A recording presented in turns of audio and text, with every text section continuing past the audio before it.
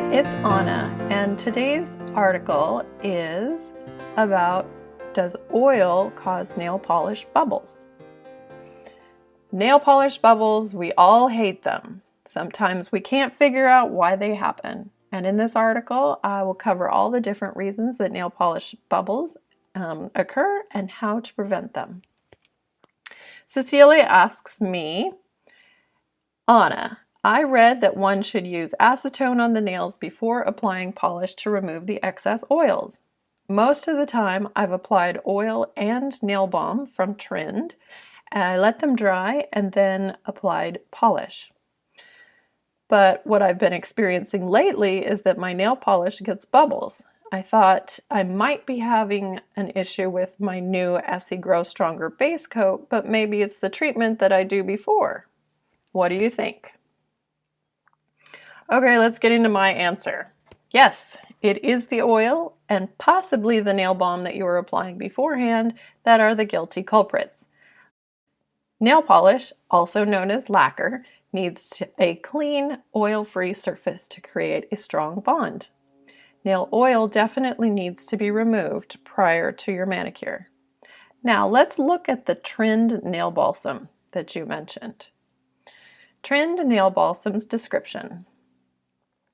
It contains the active ingredient biotin, which is a very special product. The natural moisturizing factors between the layers of the nail were copied in this product. No. These moisturizing factors keep the nails supple. The main reason why many people have hard and brittle nails is because their nails lack these moisturizing factors. Application once a week is all that is needed to sufficiently build strong, beautiful nails. Trend nail balsam is also guaranteed to be oil-free. This is very important because after applying Trend nail balsam, you may use nail polish or Trend natural nail repair strengthener immediately afterwards. Okay, so I would love to go through the list of Trend nail balsam's ingredients, which starts with water, alcohol, denatured alcohol, C12-15 alkyl octanoate. Anyway, I am going to butcher the entire list because it's full of ingredients that you and I cannot pronounce. So let's just jump to my thoughts, and I will include this list all in the comments below, and we'll also give you a link to the article so that you can actually read what those are, because some of them are humectants, they're emollients, they're different alcohols, they're pH balancer. There's a couple of interesting ones in there like sunscreen, some preservatives that could be toxic, thickening agents and antifungal agents, emulsifier. Anyway, I will go on. So here's my thoughts about that list. Here's the really cool thing. I am not a scientist. A lot of times I look up these ingredient lists and I am as confused as you because I am also a consumer just like you. So with trusty Google by my side, I look up each ingredient. And as a university-educated woman, I draw some thoughts that don't always match the company's marketing. I have never used Trend's products, so I don't have a personal experience, either positive or negative, and that's probably a very good thing. All of the reviews of the product are extremely positive, and it costs about $21 for a third of an ounce. Just as a reference, the average polish bottle is about half of an ounce. The product description doesn't convince me either, since I know that the only elements that can get between the keratin layers of the nails are water and sebum, also known as body oil. Jojoba wax ester is the only molecule that is very similar to sebum, so it goes into the nail plate and your skin. The first three ingredients of this Trend product, which probably make up the bulk of it, are water, alcohol, and denatured alcohol. You have water, which the nails can absorb, combined with two ingredients that are going to dissolve oil and evaporate water. The That doesn't seem like a good combination. And then I see vitamin E, which is an oily substance, and several other ingredients, carbomer, phospholipids, laureth 4, that help dissolve oil in water. Again, another And then there's a few ingredients that actually seem comical to me. Caffeine. Really? It works well in skincare products because it temporarily tightens the skin.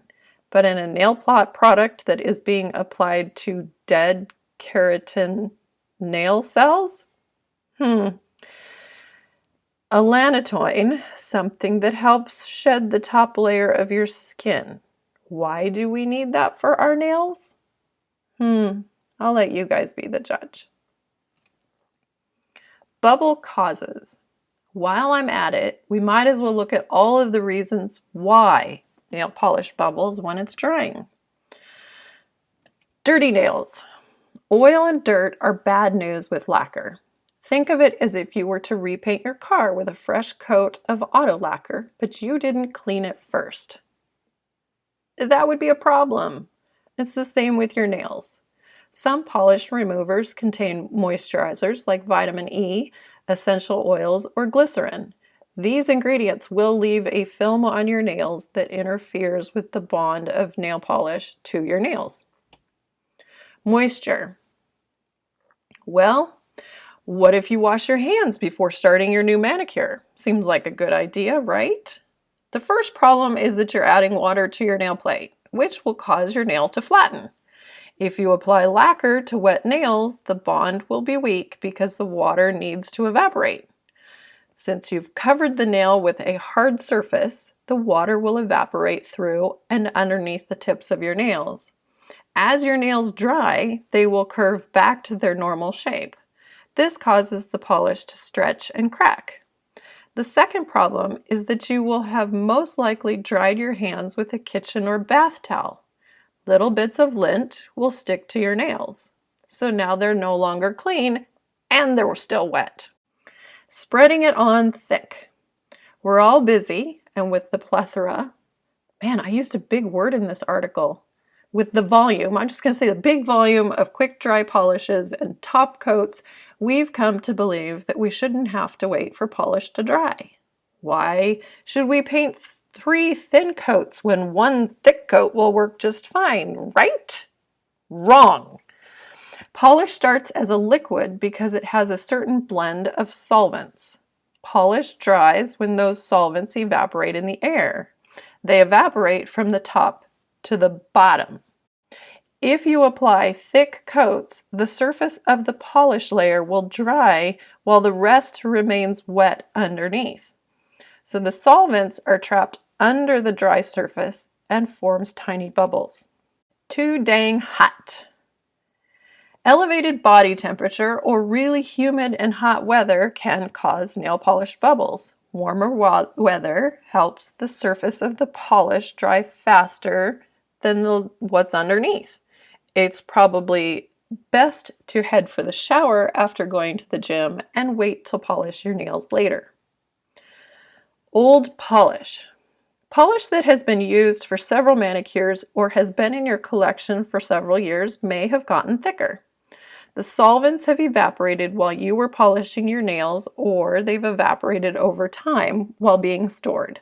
Base coat to polish to top coat incompatibility. Some brands just don't play nice together. Zoya is notorious among a lot of people for not agreeing with other brands of base coat or top coats. At least that is what I've heard. At the request of a fan, I double-checked to make sure that my Zoya polishes work with high-quality base coats and top coats. The result was a flawless manicure, bubble-free, and no shrinkage. So I had a different response. Shaking polish bottles. There are many sources that say that the mixing beads in your polish can incorporate air into the polish if you shake the bottle before your manicure. I personally have yet to experience this, but if your nail polish bottle is half empty though, think about it, shaking the bottle could cause bubbles to form in the polish. because you're kind of you're working at incorporating the air that's in the bottle into the polish. I suspect that the causes for nail polish bubbles that people are experiencing is really due to one of the other reasons in this article. Solutions. Rubbing alcohol. I choose to look towards the professional nail industry to decide what to clean my nails with. I've found several nail professional forums, and the resounding answer on this topic actually, was rubbing alcohol. Even if someone has a favorite commercial product, it was quickly pointed out that the main ingredient of all the cleansers is rubbing alcohol. Scrub your nails clean with pure rubbing alcohol and lint-free wipes. It is also possible to use acetone to clean your nails. Just be sure that it is pure acetone and does not have any moisturizers. And as a side note, don't get your acetone from Home Depot or Lowe's. No, because it's not pure and it will have oil and dirt residues left behind. So you want to get 100% pure acetone, which technically isn't 100%, but it's like 99.9% pure alcohol, or I'm sorry, pure acetone. Let me get totally confused here. I hope you aren't confused yet. Okay, let me go back. Where am I? Bone dry nails. Surface moisture will interfere with the adhesive bond between your base coat and your natural nail. Make sure that it has been over an hour since your nails have been in water. Even if it was just for a few minutes, you want your nails to be completely dry. If you find that you're still having bubbling issues after scrubbing alcohol on your nails, you may need to dry the surface of your nails just a bit more. There are temporary nail dehydrators, often labeled as primers. They will eliminate surface moisture for up to 30 minutes. Base coat.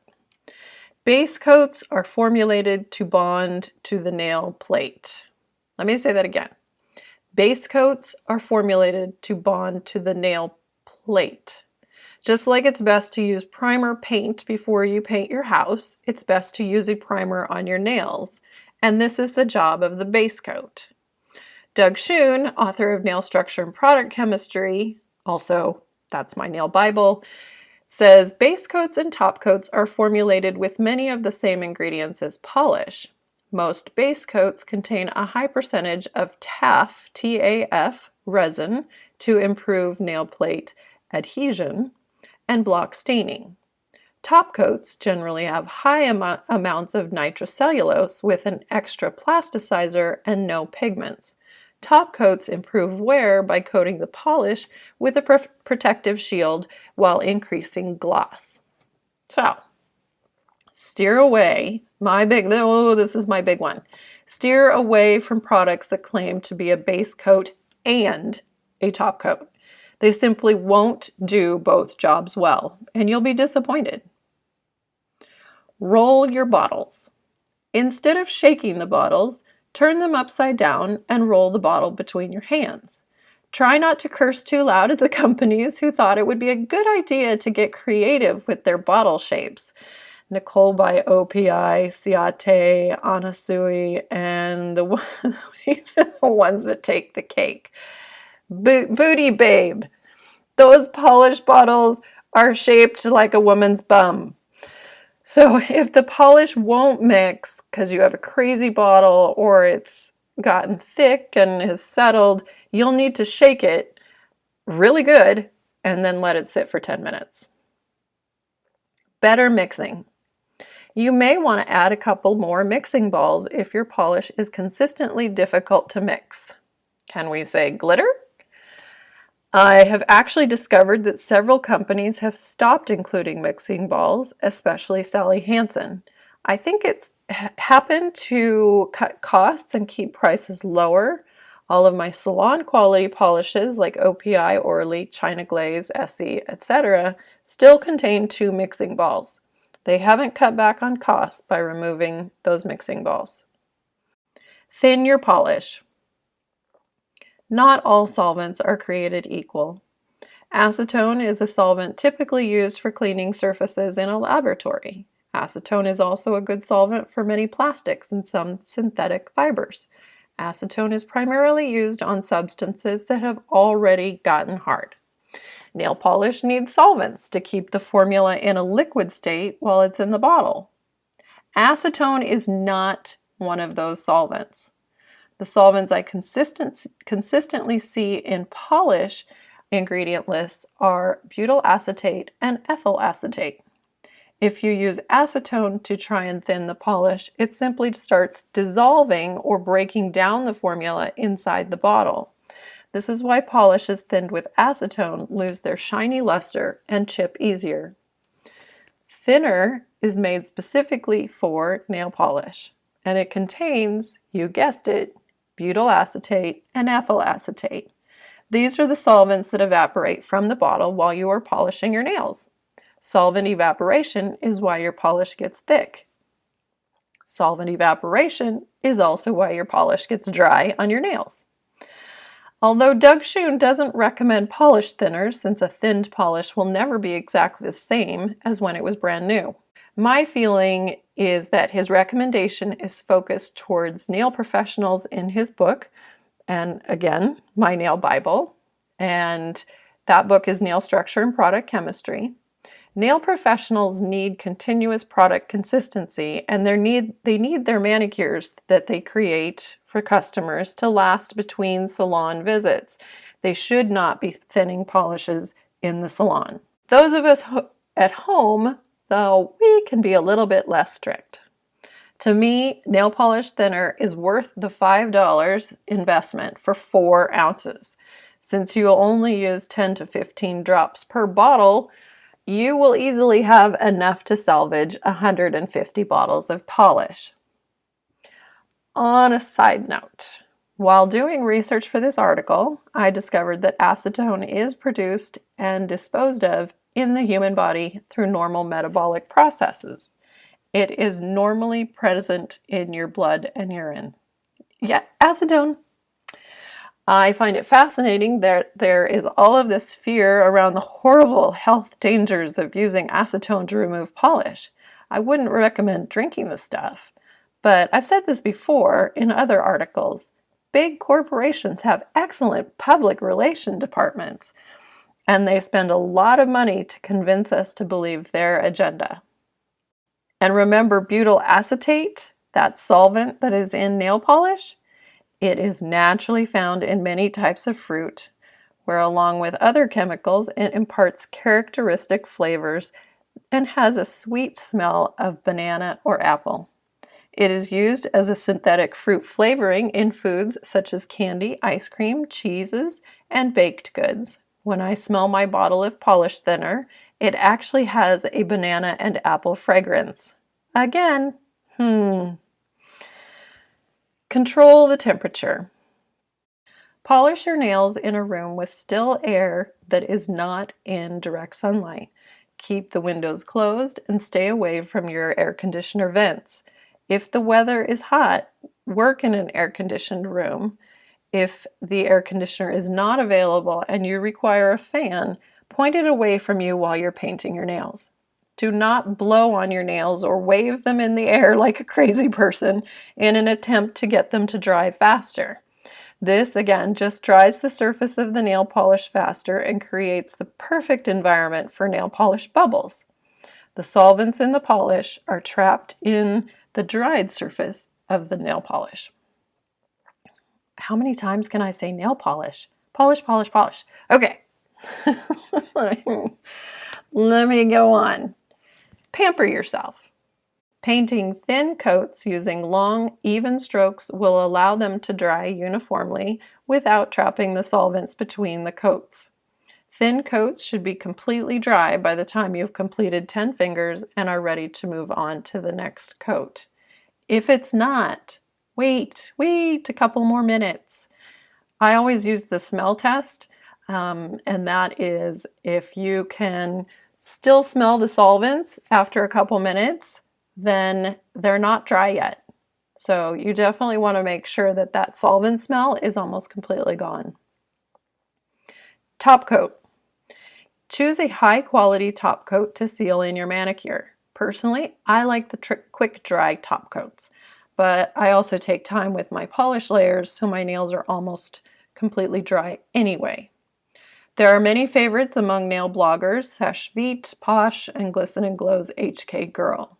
My favorite quick dry top coat is cheap and quick, easy from the drugstore or Target or Walmart, any of these kind of stores, is Sally Hansen Insta Dry. It comes in a red bottle, but the product is clear.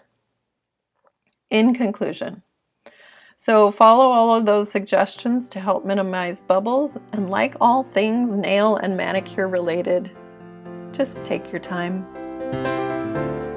Hey, it's Anna. I've written over 70 nail care articles that you can find at nailcarehq.com. And if you're looking for products that will help you have longer, stronger nails, visit myblisskiss.com. Be sure to push the subscribe button and turn on notifications to get alerted when I publish more videos. This is Anna, signing off and sending you bliss.